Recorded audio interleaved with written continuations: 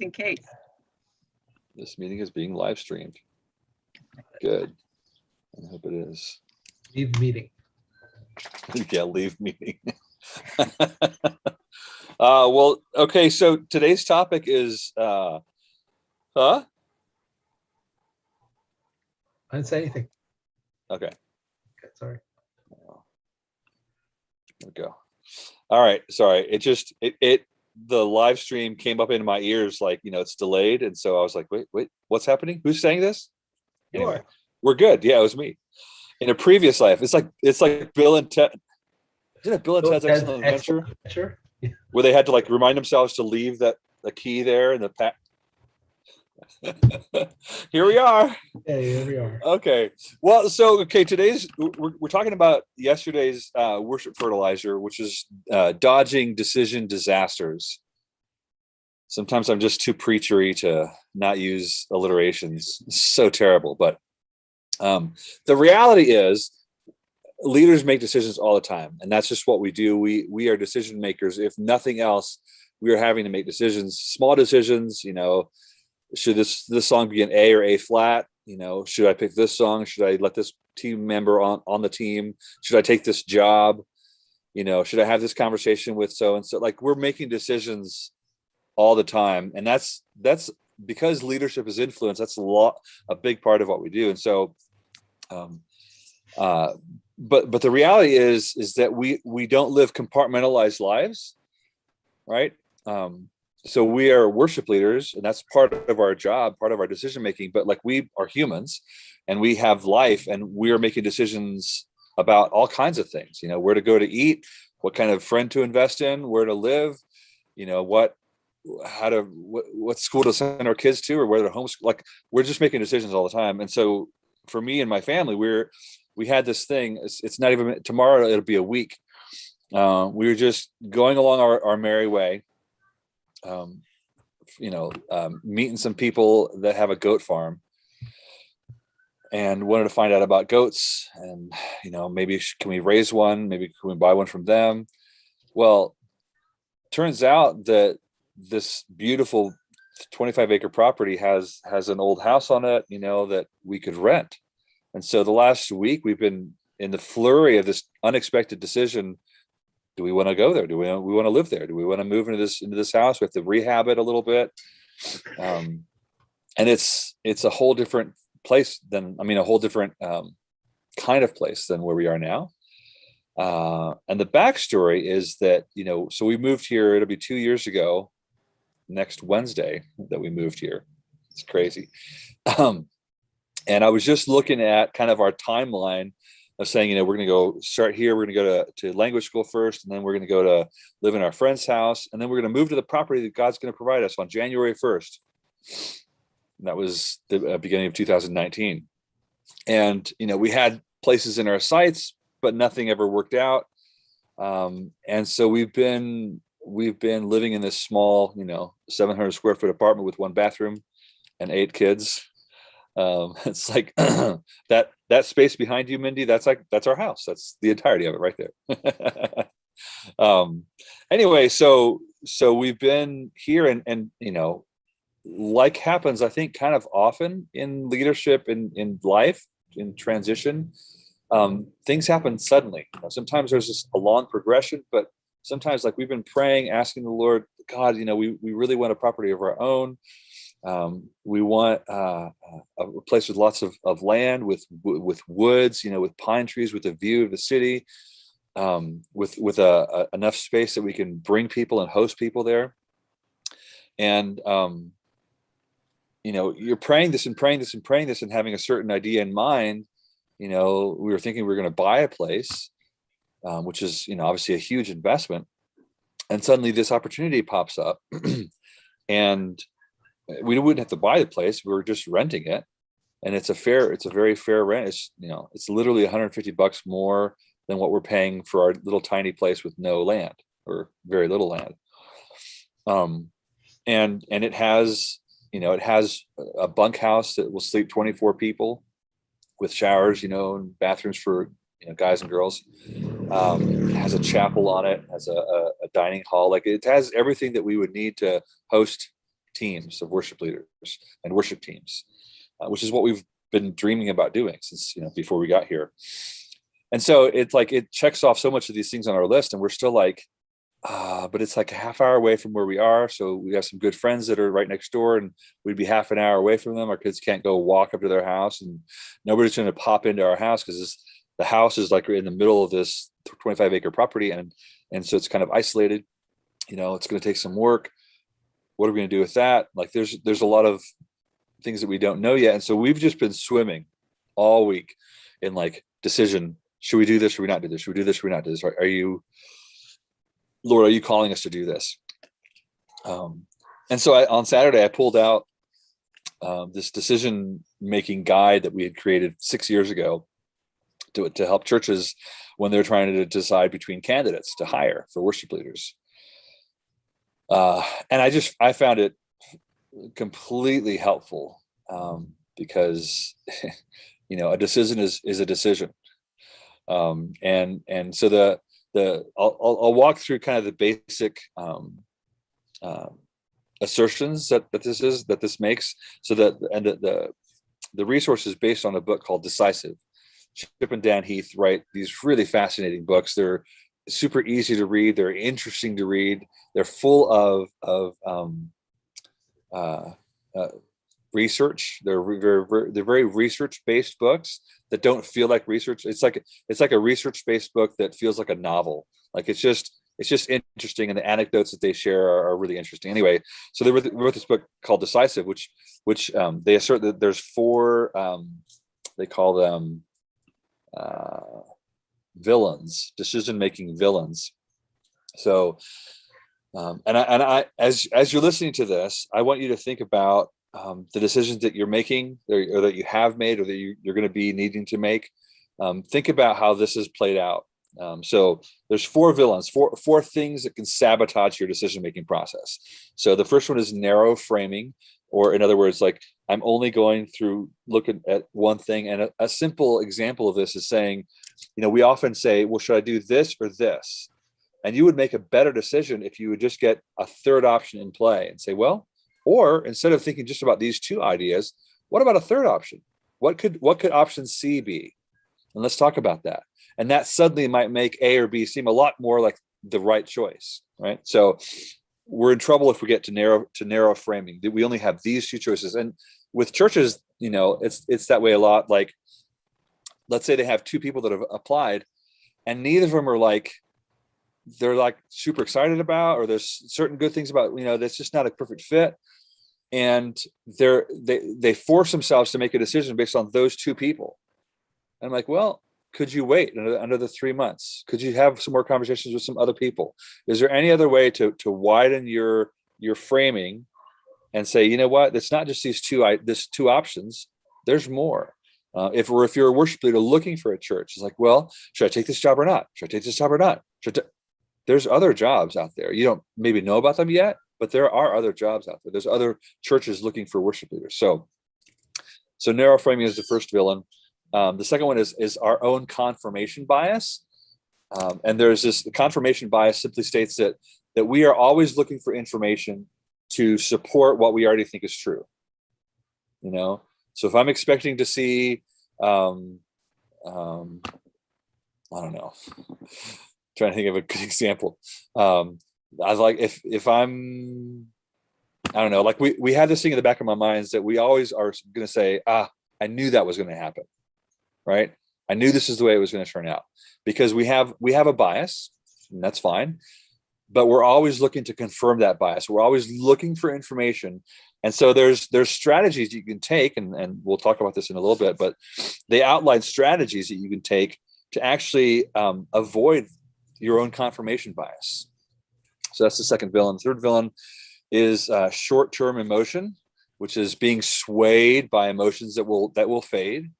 And that's, in churches, we see that a lot. They find a worship leader that they want to hire, and they are excited. And this is the person, and God has sent him to us.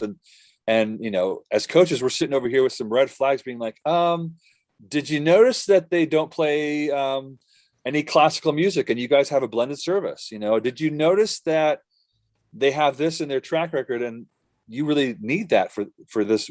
Did you notice that they're kind of arrogant?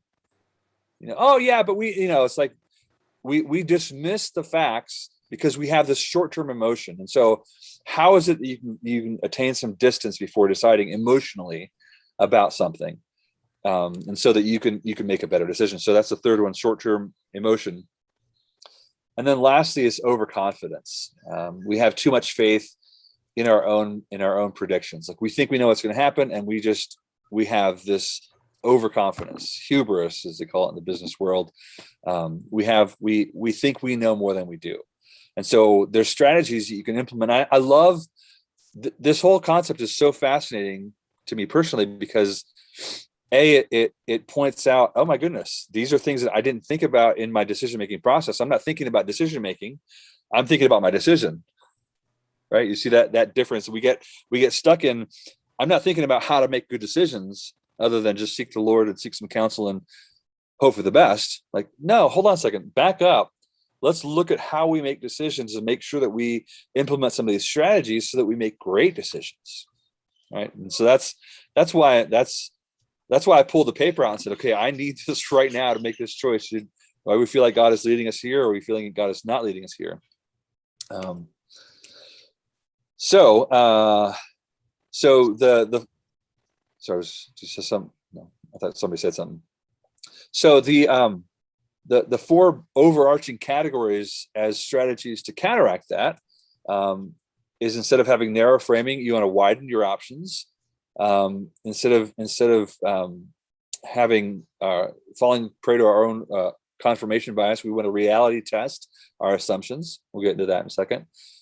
Instead of our short-term emotion taking over, we want to attain some distance emotionally before deciding.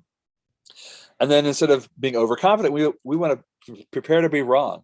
Like, I need to think, you know what, I'm probably going to make a mistake here. Let's look at this a little bit more closely. So a couple of the strategies in the widen your option. This is fascinating to me. Let's say if you're choosing between three or four different options, three or four different things, there is this psychological thing that happens to us. If I'm looking at four different things, it's like, well, what if I only had two? Or what if there are these two? Or what if there are these two? Or these two? All right. Like, if I can let other options vanish, sometimes that clarifies things. So there's this idea of vanishing options, so that we can say, okay, that's no longer an option for us. How does that strike me? What happens internally in that moment? Benchmarking is another way of widening your options. So benchmarking simply says, benchmark is kind of a standard. So this is what we're used to. This is the kind of church that we've been a part of. This is the kind of schooling our kids have had. This is the kind of girlfriends I've had. Is this the woman I should marry? Decisions are being made all the time. So I'm looking at benchmarks. I'm saying, okay, what worked well before? And so I love the question that we created on this one. So, like, what was the last worship leader great at? And so who is more like that worship leader in those terms? So if we're looking at hiring a worship leader, I might look at one and say, well, our last worship leader was a fantastic spontaneous person. Like, they would go and they would add these little things at the ends of songs, and we just really loved that. And then you have these two candidates that you're trying to decide between, and you're saying, like, well, this one does that, and this one, like, is very, very, the sequences don't change my, there may be a high producer fader, don't change my plan. This is the way we're doing it. There's no spontaneity in them at all. Like, and that doesn't mean they're the wrong candidate. That just means that I want to think about that and go, okay, if our previous benchmark was a certain way, or maybe our last worship leader was awful at administration. They just couldn't organize a kitchen drawer if their life depended on it, right? They just didn't have that in their DNA. They were so unscripted artists that seems like an impossibility. So was that fine? Was that this thing that always irritated you? Like, what was your benchmark? What have you known before? If you're trying to choose houses, what do you love about the places that you've lived in so far? Look at that and say, man, you know what? It was so great to not have steps going into the house because we're carrying groceries all the time. Like, whatever. Just looking at that from that perspective and saying, where were the benchmarks that we've seen before? And it's similar to the next one, which is bright spots, things that are things that worked great, and can we replicate that? And there's a really interesting mindset that they encourage you to kind of toggle back and forth between. So one is prevention, which is avoiding negative outcomes, and one is promotion, which is pursuing positive outcomes. And so we can make a choice, like in this instance about hiring a worship leader, which worship leader to hire. I might say, you know what, I really don't want that spontaneous, crazy person around me anymore. I want somebody who is planned out, logical, dependable, a little less, fly by the seat of their pants, a little more responsible, dependable. And that might be meaning, okay, I want to avoid that. But what if I can move back and forth between that and somebody who does that spontaneous thing, but does it in a way that's a little bit more expected and it doesn't throw people off? Because we all know that spontaneity and worship can be a really cool thing. And we've experienced that as a train wreck. If it's not led well, it's just like, that was awkward, man. Like, we didn't know where we were going. I hated every minute. Like, if I'm on the team with that person, I'm just like, I'm always nervous because I don't know where Jack's going to go. He might lead us to the left or the right, but he just doesn't tell us. We just have to hang on for dear life, or it might be somebody who like gives signals, work stuff out beforehand. Hey, we're going to do this spontaneous thing here, guys. If we repeat this, if we vamp for a little bit at the end of the song, let's just use the same chord progression from the chorus, and we'll just vamp that. And that's going to be our spontaneous thing, and we're going to flow. We're going to do our thing, but they're not freaking out. And so, like, that would be a if I can toggle back and forth in my mind about, okay, well, is this decision a better one for this reason because I'm trying to avoid something? Or am I really trying to grow something? And I love the question there. Which candidate would we pick if we were trying to avoid our last worship leader experience? Which candidate would we pick if we really wanted to grow the worship ministry? And you can see that those two mindsets, like I'm trying to preserve and prevent, or I'm trying to promote, I'm trying to expand. And either one of those, if we get locked into that, can be a problem. All right. So the second strategy generally is to reality test our assumptions. And one of the things that I think about this word all the time, I don't know if they made it up or if it's a word that's like not common, but it's ooching, OOCHING, like ooch. And it simply means just like to run a small experiment, to test our theories. Is there a way that I can try it out? When we're helping a church hire a worship leader, by all means and every means, that worship leader needs to rehearse the band and lead a service. Yeah, they do. Like, that's a tiny, it's a first date, and they're going to be on their best behavior, and it's not a perfect environment.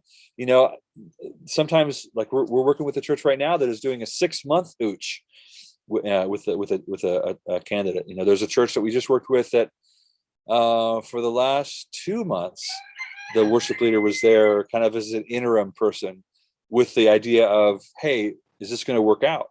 Like, and they were able to ooch, and they ended up hiring him. And it's like that the ability to test things out, to give things a trial run, especially in big opportunities like that, and a big change like hiring a new leader. Like, I understand the complexities of hiring somebody, and a month later it's like, this is not going to work, and you make the choice. But isn't that, if that was if that was going to happen anyway, and it probably was, that you were going to find out that it wasn't going to work out, wouldn't it be better to say this is a trial run, and a month from now we'll make our final decision, rather than saying, well, we made this decision, and maybe we jumped too soon, but it's not going to work out, we're going to have to do this again. Like, it's a whole different energy. So I'm always looking for ways of ooching. And, and for us in this property, we're like, well, we can't exactly um, fix up the house and move in for a week. It's like, that's not going to work. Could we camp out there in the house in sleeping bags? Could we? There's a chalet on it, or there's actually a little cabin next to this house. It's like a 2-bedroom cabin. That's cute, and you could stay in it tomorrow. It's like, could we stay in there for a week and just feel what it feels like to be on that property? I mean, that might be one of the strategies that we'll try out, just to try it. Like we think that we're so great at making decisions, and we're always looking for things that confirm our beliefs. And because I'm personally on this decision, I'm torn between, man, this is amazing. It sounds like the perfect opportunity. How can we pass this up?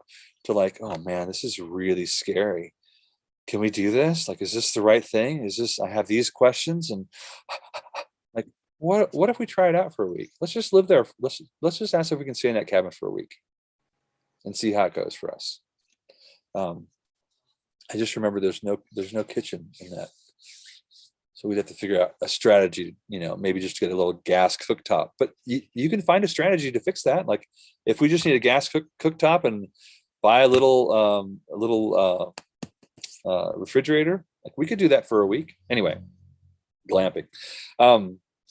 So ooch, running small experiments. I love that. And the questions that we ask in the hiring process, so based on the rehearsal, which is the best candidate, based on the service, which is the best candidate, like how can we just look at things and get some better perspectives on what a good decision is. So we have emotions that get in our way, and to combat that, we attain distance. We have to attain some distance. So there's a couple of different things we do. I love the 10-10-10. So it's this. I pretend that I've made this decision. We hired this worship leader. I took this job. I added this new person on the team. I moved into this new house. All these decisions. 10 minutes from now, how do I feel? Can I go there and feel that? Because you really can. There's a certain level of like, oh, what a relief, or like, yeah, this feels like good, or like, oh, I don't know, should we have done this? Like you'll feel that and think, okay, so 10 months from now, what was it like? Was that a good decision I made back in last December, thereabouts? 10 years from now, will we have remembered, man, when we hired that person and look where we are, or when I took that job at that church and look where we are 10 years into this, we're still going strong. This is so great. I'm so glad we made this decision. And you don't know what you don't know. You don't know all the factors. You can't, know the future, but it's a way of trying to give some distance to your thinker. Another way to avoid or to attain some distance is this idea of status quo, where it says, it's more painful to lose something than it is beneficial to gain something in terms of the way it feels to you. So there's a psychological thing, like, if I find a $10 bill, that feels less amazing than if I lose a $10 bill, or let's say $100 bill, right? If I had $100 in my pocket, and I can't find it. Oh, where did it go? Oh my goodness. There's a lot of emotion that comes up in that, right? And that's a more powerful emotion than if, like, I'm walking along, oh, there's a $100 bill. That's pretty cool. I stick it in my pocket, even if like 2 hours later you lose that $100 bill, again, it's a whole different experience. So that status quo affects us. That's how we're wired. And as we're thinking about a certain decision, what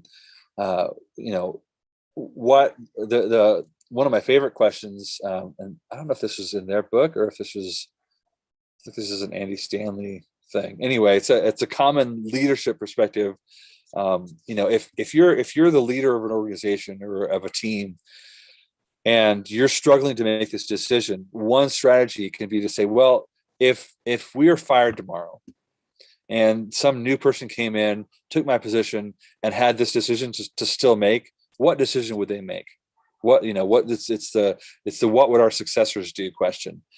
And sometimes, they don't have all the backstory. They don't have the relational thing that you're dealing with and trying to make a decision. They don't have that. Somebody new comes in, there's a clear-headedness to them. They don't have a status quo. They don't have a, this is the way it's always been. They're just looking at the facts and trying to make a good decision. And if I ask myself the question, what would my successor do? What would the next person do in this situation? I might be able to oh, yeah, you know what? So because here's what happens. As a worship leader, it's we get in our heads, we're trying to make a decision about something, and we're going on and on about the implications of the decision, who's going to get mad, what fire I'm going to have to put out, all these thoughts, and we begin to do these mental gymnastics to make it work, right? We're geniuses at that, and no new guy in their right mind is going to go through all that hassle. They're just going to make a call. And so thinking about what they would do helps us clear that clutter from us, get us out of that status quo, and just say, you know what, that is the best decision. Let's just make that call. So that's the getting out of the status quo. And then the core priorities is the last one of attaining distance. And that just talks about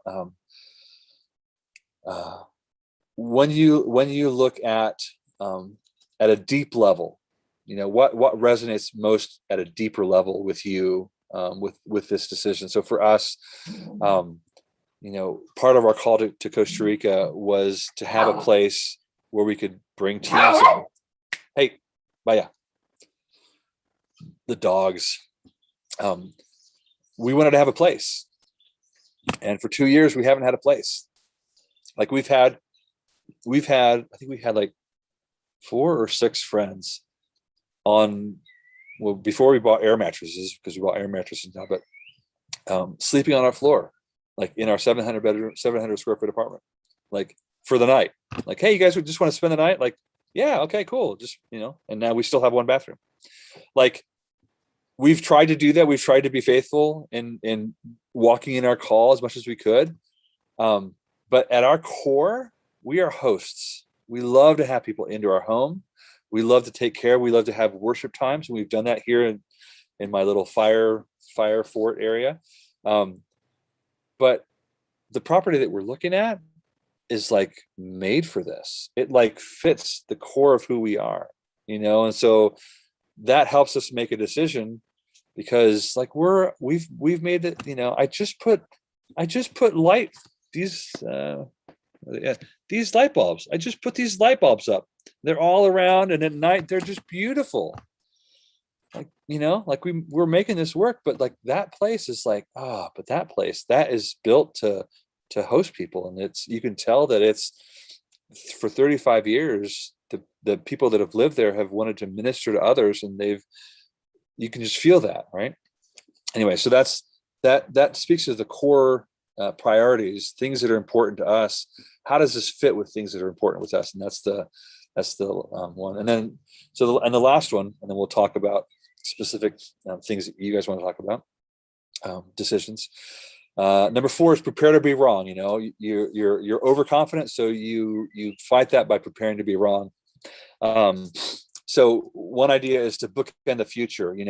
We make this decision. We try to make a decision, and it's this right or wrong, black or white, success or failure decision. And the reality is that it's more of a spectrum, right? It's a range. And so if you can think about, look, there's an end to the ramifications of this decision, right? If I take this job and it's terrible or it's hard, and I feel after a year, it's this is just not what I signed up for. You know what? We can make another decision.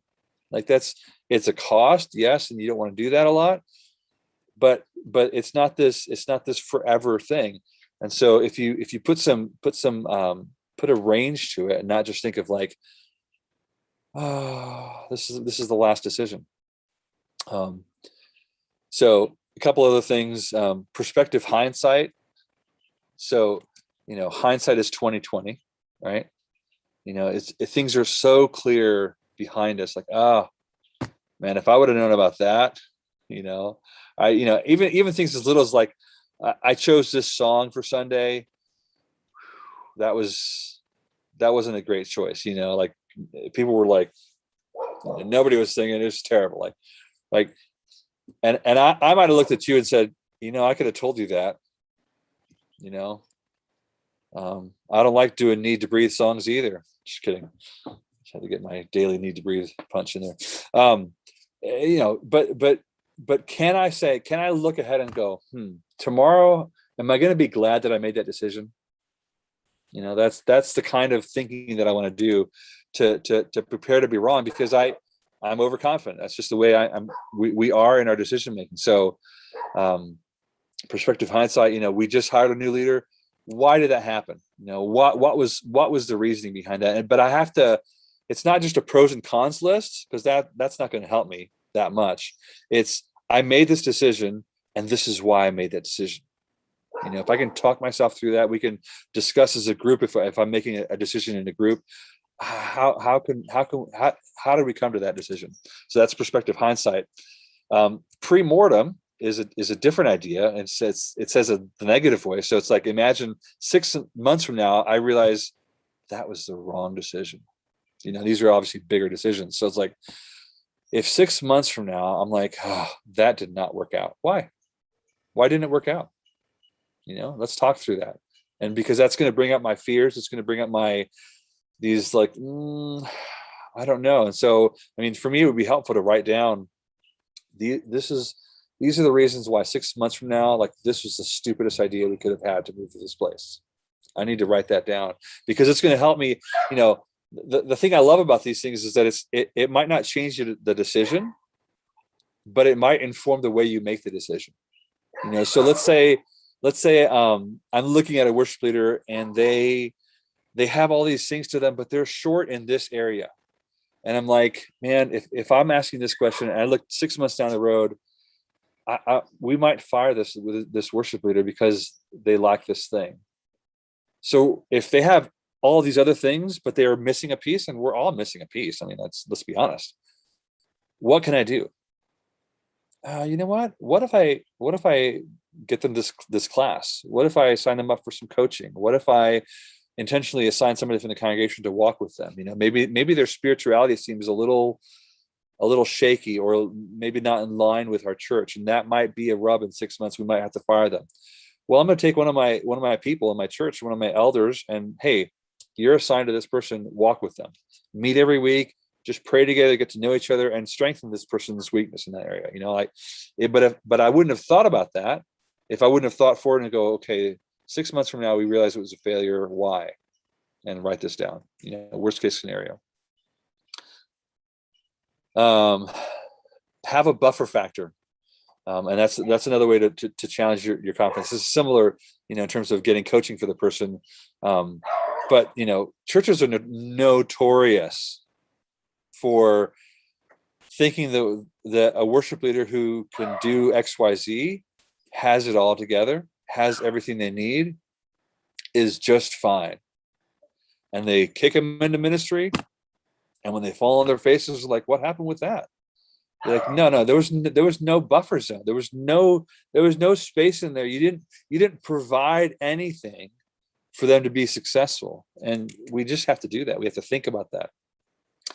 And then the last one is the pre-parade, so it's like, if I imagine myself telling somebody else, like, dude, we just bought this property, or we just moved to this new house, or, we just did this new schooling thing, or I started dating this girl, or, I took a job at a church, or, we just hired this worship leader. If I'm thinking about my friends, and that's really key to this. Like, if I'm somebody that I know, I'm celebrating with, and I'm going to tell them why we did this. That's going to help me to verbalize and articulate some things that wouldn't do it. So I think you can see in this, whatever there was, 20 minutes, 30 minutes of a blitzkrieg through this book, how powerful these strategies can be to help you avoid the pitfalls. So now, what's going through your minds? Either questions about or comments or additions to the pieces that we talked about, or a current decision that you're making, or one that you recently made, or anything that's related to this. Go ahead, Mindy. No, don't make me talk. All right. Well, I mean, I have something. I just didn't want to step on your toes if you had something on the one thing I was thinking when you were talking about the villains, I think there might be another villain that wasn't talked about. I read this book about 25 years ago. And I know you probably couldn't even read one 25 years ago because you're so young, but 25 years ago, I read this book, and it was called Decision Making and the Will of God by Gary Friesen.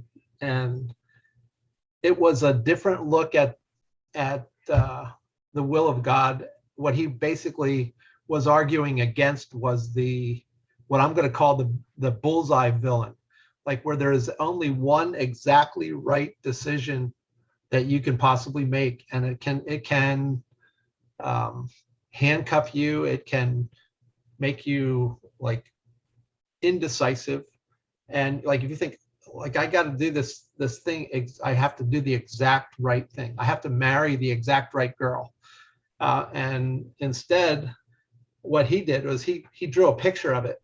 Said the bullseye is not a bullseye; it's being within the circle. Like if you choose outside of the circle, you're choosing wrong. But if you choose inside the circle, there's a whole bunch of different options there.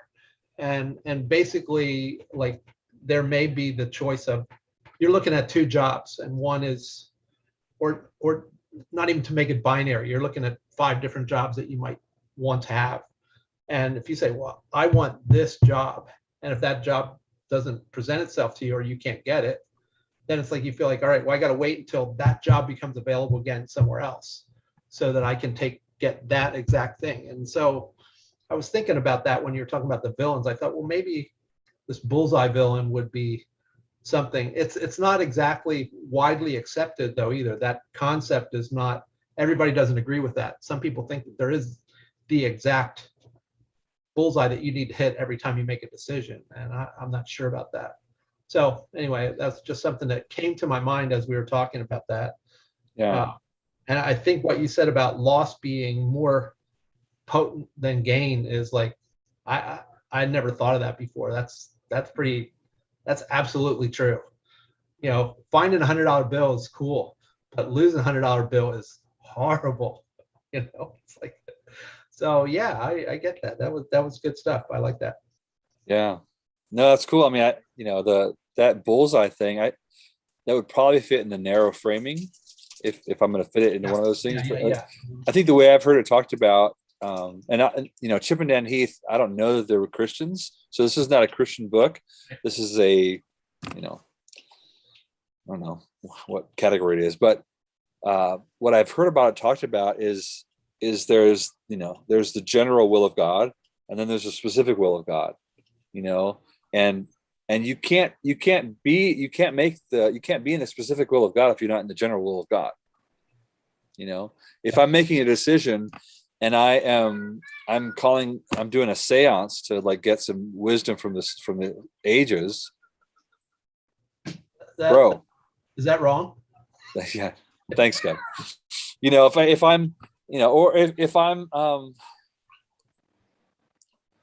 If I'm there's rhythms and patterns and the ways of God. If I'm not walking generally in the ways of God, I'm like, how am I ever going to get into that specific understanding of His design for my life? And I mean, I would agree with you that it is.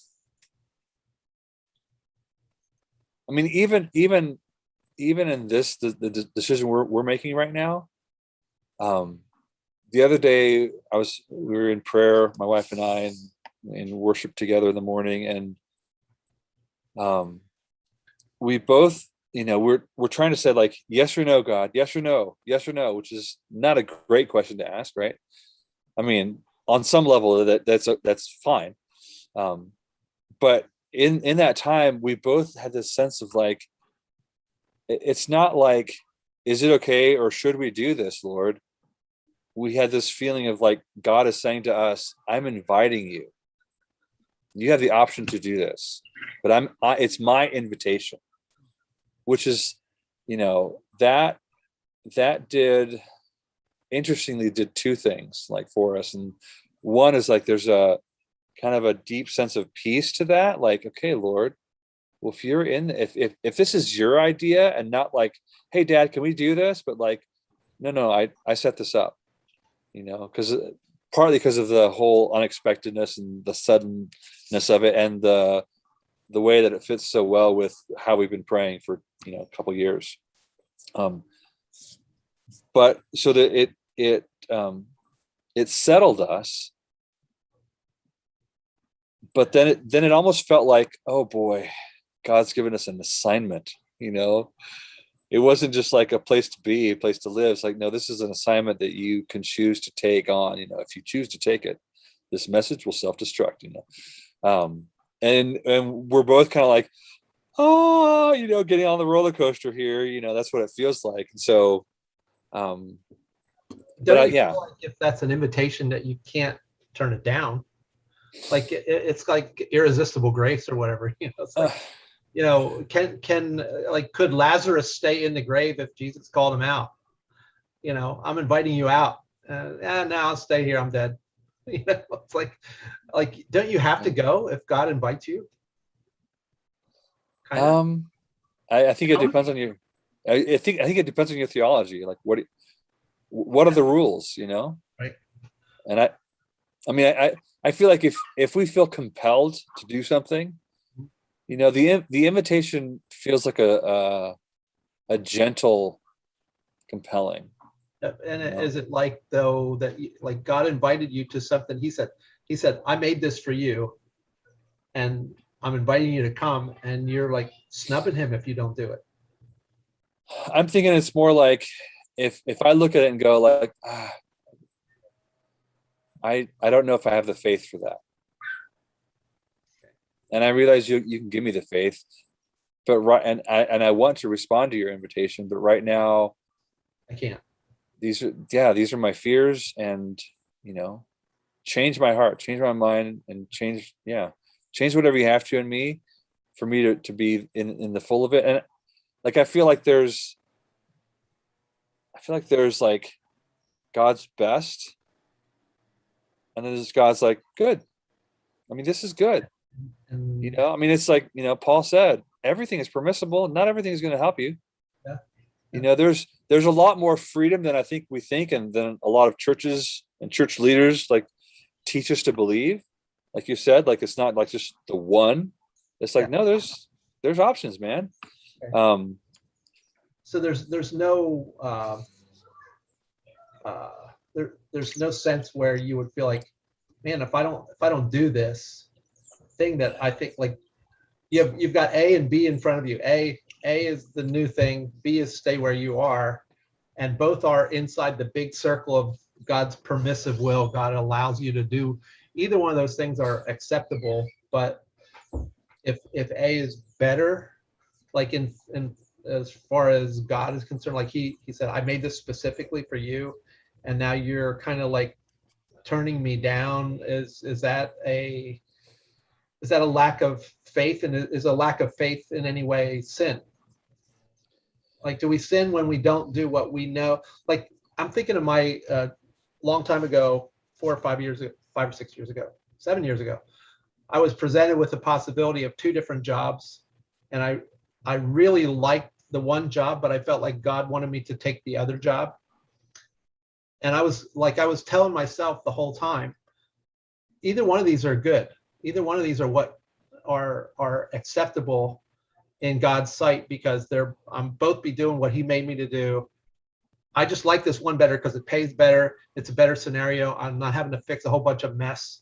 And I like that job and I want that job. So I went through the steps with both. And I said and I did the guest worship leading and all that. And I thought, man, this is where I'm going to end up. And they called me after my second guest lead and told me that I was their second choice.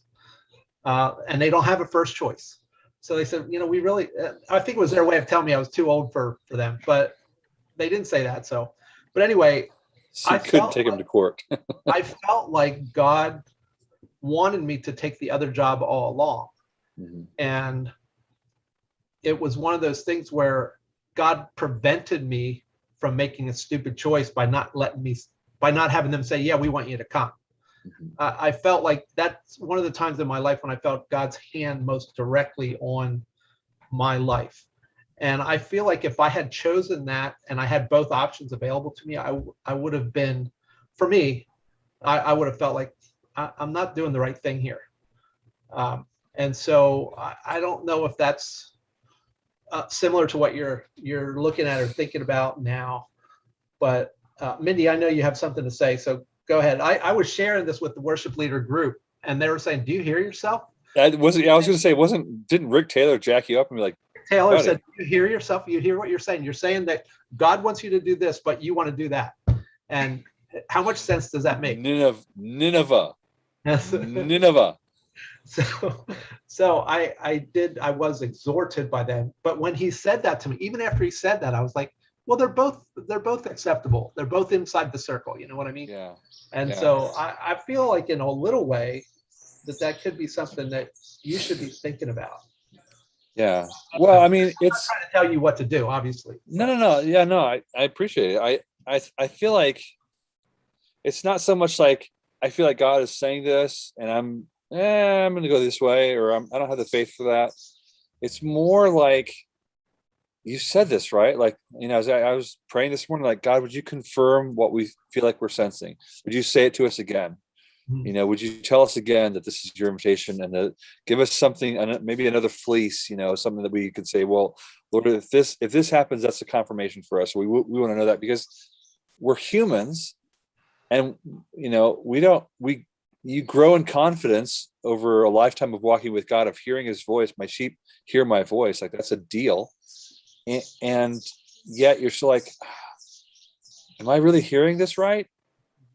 Like, you're asking these questions because it's a big, it's a smaller decision than we think it is, but it feels like a really big decision.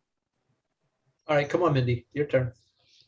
Well, I think you're right in that, God does give us options, and there's that, like you said, the best option, and there's the good option. And, it's like you said, in the circle, but what's that right?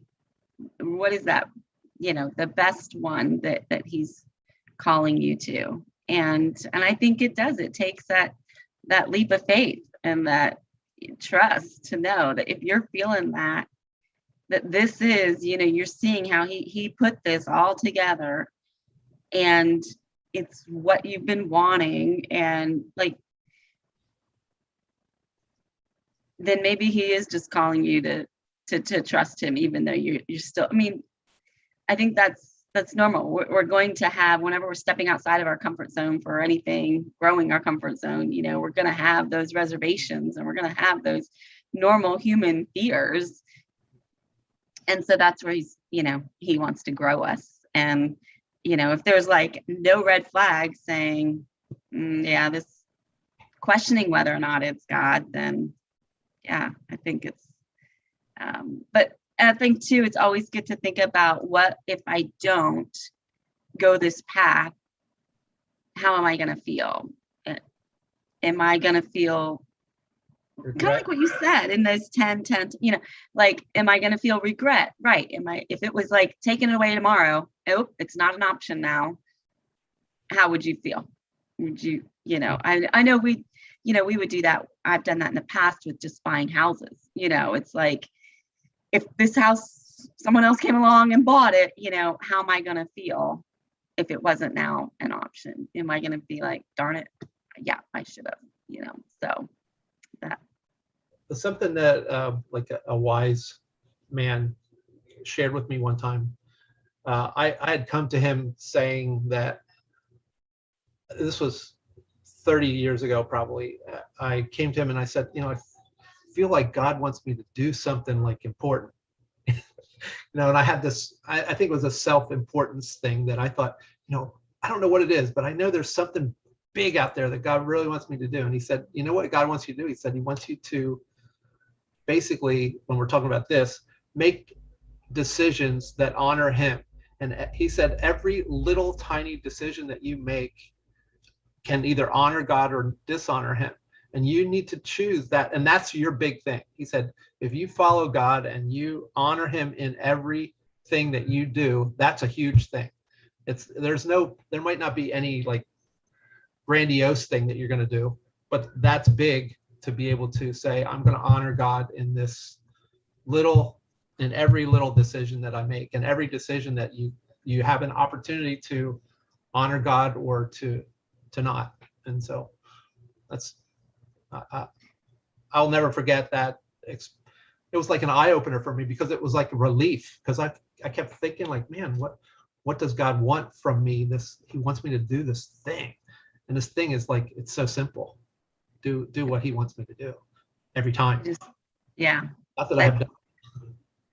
I just thought of, the prayer of Jabez. We pray, God, enlarge my territory. I want to do more. I want to be used by you more. And then when he does, it's like, oh, I don't know, God, I really want you to. You're right. You see that open door, and it's like, okay, I'm enlarging your territory. Are you going to trust me and say, yeah, okay, I'm ready to step into that? Or are you going to say, I changed my mind, God, I don't want territory. Oh man. That's kind of, yeah. Sorry, Dave. Oh. You have to send us your change of address form. So stay frozen. What's happening? Did he freeze? Frozen. He's frozen. He's frozen with a really nice smile. Yeah, right. It's not a weird pose. Is he going to come back and join us for real, you think? Probably. Maybe he doesn't like what we're saying, Kevin. He's pretending that he's frozen. Maybe he left and decided to call the guy and say, I'll take the lease on that other property. That's right. And he just like paused it. So that's right. We can just stay here and hello, Dave. Come back. Yeah. Maybe he can hear us. He might be able to hear us. Oh, he left. Kevin Dunlinger is now the host. He's back. Oh, Dave is back. He's back. Back. We thought you wanted to make a call to secure the property, Dave. Yeah. Either that or you didn't want to talk to us anymore. Are you frozen again? He is frozen again. With that same smile. Yep. Maybe that's his picture that he put up there. Oh, there he is. Oh, okay. So were you hearing us all that time, Dave, or not? No, I was gone. I don't know what happened. Well, we thought maybe you bugged out to make a call to the guy to secure the loan or whatever, to secure the lease. Either that or you had enough of us and you didn't want to hear any more we had to say. Oh, no. It's funny because when you mentioned the prayer of Jabez, I was like, oh man, I did just pray that. Like the other week, I was just like, I mean, yeah. Yeah. Can I share something that happened a week and a half ago after our call with our meeting with our Zoom with Rory, right? And I got his book and I'm so excited. I'm reading it. Well, Friday is usually when I sit down and think about, the service and transition, opening and all that, like kind of putting it down on and getting my thoughts together. And so I was like, okay, Lord, because I think he said, start with prayer. See if there's a time that you could have the congregation pray, and it's not just you or the pastor, or someone on your team praying. And so I was like, okay, God. And we were doing the Lord's Supper. And so I was like, well, but usually there's, the pastor, actually there was an elder doing it because our pastor was away. And I thought, well, I don't want to take away from him and whatever he has planned to do. So I was just like, oh, I'll start it when I come back. I'll think about doing that when I come back after I have a week off and then come back. So we're driving to church Sunday and I was just like, God, just if there's a time that you want me to have a time for them to pray, just show me. I'm open to it, because I kind of felt bad because I was just like, not doing that this week, So I was like, all right, God, just show me if there is a time. So we go to church, and real excited because Paul's has two relatives that came to church, and they don't normally come to church. We don't know if they're believers or not. And so at first I was like, oh, I wish our pastor was going to be here. We had Rob from Hope Rescue Mission there. And I thought he's just going to hear about, they're just going to hear about the mission and stuff, which was fine, Well, Rob's sermon was amazing. I mean, it was just like the plan of salvation. I mean, it was just amazing. And I was like, oh my, okay, Lord, this was like great. Like this was a perfect message for them to hear. And I'm like, wow, this is so cool. So I'm sitting there, and before we go up to do the last song, and I'm like, I don't know, there's not going to be an opportunity to pray or anything. And plus, the elders doing the Lord's Supper. And so I don't want to like overstep my bounds on what he's doing, So he does the Lord's Supper. We come up, and as soon as he says amen from his closing prayer, he actually didn't close it in a prayer. We took the cup and said a few words, and that was that. And while he's wrapping up, I'm looking over at Keith, who is the bass guitar player, and he controls the tracks for us. And we've been having this issue that when we go to plug in the iPad, we get this error message, and it says like not enough power to support. Oh, cannot use accessory. I was going to ask you guys about this. Cannot use accessory. This accessory requires too much power. And I've like researched it. We've tried to like troubleshoot this so many times. And so when he plugs it in, it doesn't connect. And sometimes on Sunday mornings, it's like a little scary, like this better connect, Well, once he plugs it in, he like keeps it on the whole time. Well, when I'm looking over to him, it's like it had gotten unplugged, and it's not connecting. And so we have no tracks, right? And I'm just like, oh God, my heart just started like pounding, like, am I just? I was like, oh God, I think this is the time you want me to pray or give them an opportunity to pray, because we can't sing right now because the tracks aren't connecting. And so I was just like I just knew. I was like, okay, all right, God, I'm trusting you. And so, I was really able to take that moment, and I really did just like, I prayed, but I like really paused throughout the prayer, and I actually like laid out like the sinner's prayer, like, how someone would accept the Lord Jesus, into their heart. And so it was just so amazing. Well, then, while I was in that time of prayer, Keith, once it got connected, he put the pad on. So I knew like, yay, it's connected now. So we got to sing out our closing song, and that was the other thing. I'm thinking, we got to sing this song. It was Run to the Father. I was like, oh, this is the perfect song.